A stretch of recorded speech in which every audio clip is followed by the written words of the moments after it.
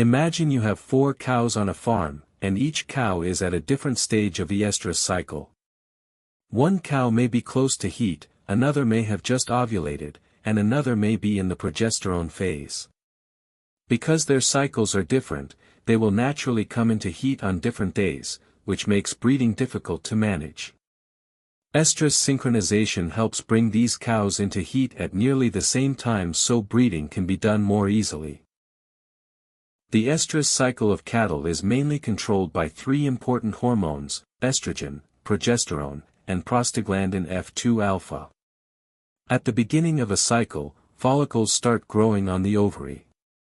These follicles produce estrogen. When estrogen reaches its peak, the cow enters estrus or heat. Shortly after heat ends, ovulation occurs, and the egg is released from the ovary. After ovulation, the follicle changes into a structure called the corpus luteum. This structure produces progesterone. High progesterone prevents heat and stops another ovulation, keeping the reproductive system ready in case pregnancy occurs.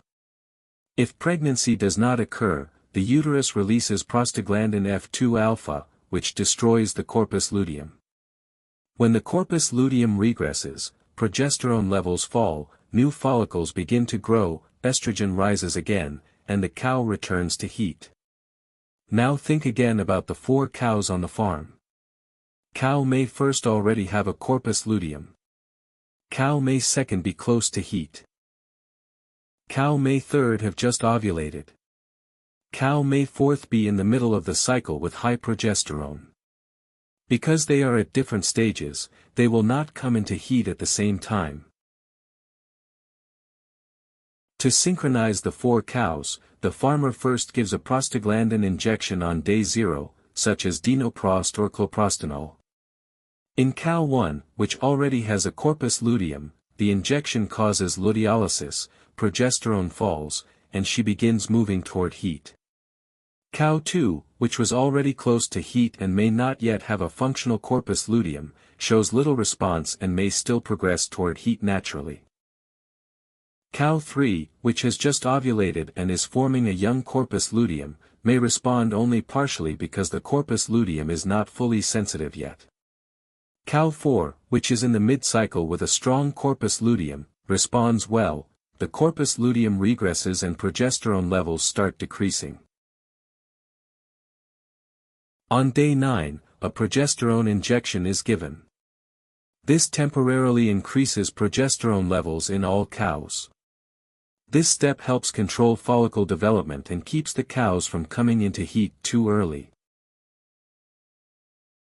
Then on day 11 or 12, a second prostaglandin injection is given.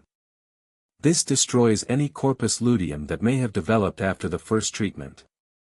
As a result, progesterone drops quickly in all cows at nearly the same time, allowing follicles to grow rapidly and estrogen to rise.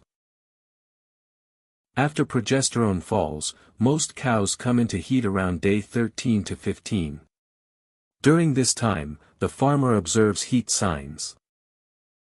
Artificial insemination is usually done about 12 hours after the first observation of standing heat, which gives the best chance of fertilization. By using this simple injection-based method, the farmer can bring the cows into heat at nearly the same time. This makes breeding easier to manage, reduces labor, and improves overall reproductive efficiency in the herd. Thanks for watching VetCare. If you found this helpful, don't forget to like, share, and subscribe for more simple and clear veterinary